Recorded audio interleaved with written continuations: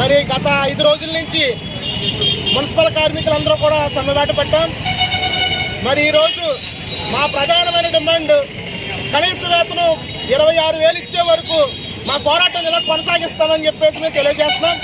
అదేవిధంగా 2019 అసెంబ్లీ సాక్షిగా ఆనాడు ప్రతిపక్షంలో ఉన్న ఈ జగన్మోహన్ రెడ్డి గారు మరి మున్సిపల్ కాంట్రాక్ట్ కార్మికులు ఎవరైతే ఉన్నారో వాళ్ళందరినీ కూడా పర్మనెంట్ చేస్తానని చెప్పేసి ఆ రోజు వాగ్దానం ఇచ్చారు.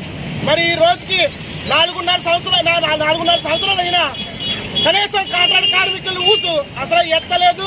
కనీసం మాకు ఉద్యోగ భద్రత కూడా కల్పించడానికి కూడా ఈ యొక్క జగన్మోహన్ రెడ్డి గారి ప్రభుత్వం సీఎం కొట్టుకొని ఉన్న యొక్క వైసీపీ ప్రభుత్వానికి గద్దెదించే రోజుల దగ్గరలో ఉన్నాయని చెప్పేసి మెండపేట మున్సిపల్ వర్కర్స్ యూనియన్ తరఫున హెచ్చరిస్తున్నాం. కనీస వేతనం 26,000 ఇవ్వండి అని చెప్పేసి మేము అడుగుతున్నాం.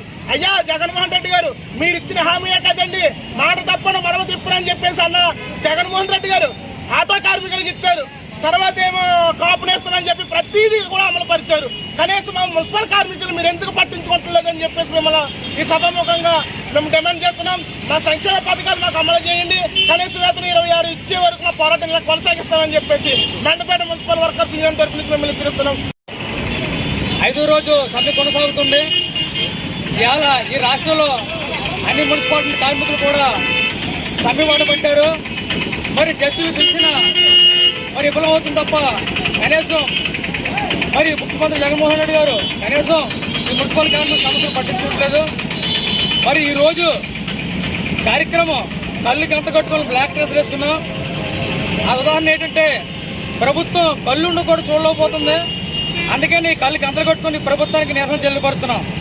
ఈ ప్రభుత్వం గతంలో హామీ నేను కానీ ప్రభుత్వంలోకి వస్తే మిమ్మల్ని అందరూ అవుట్సోర్సింగ్ కార్మికులందరినీ కూడా నేను పర్మనెంట్ చేస్తాను, 26,000 జీతం సమాన పనికి సమాన వేతనం ఇస్తాననుకొని ఆ రోజు హామీ ఇచ్చారు.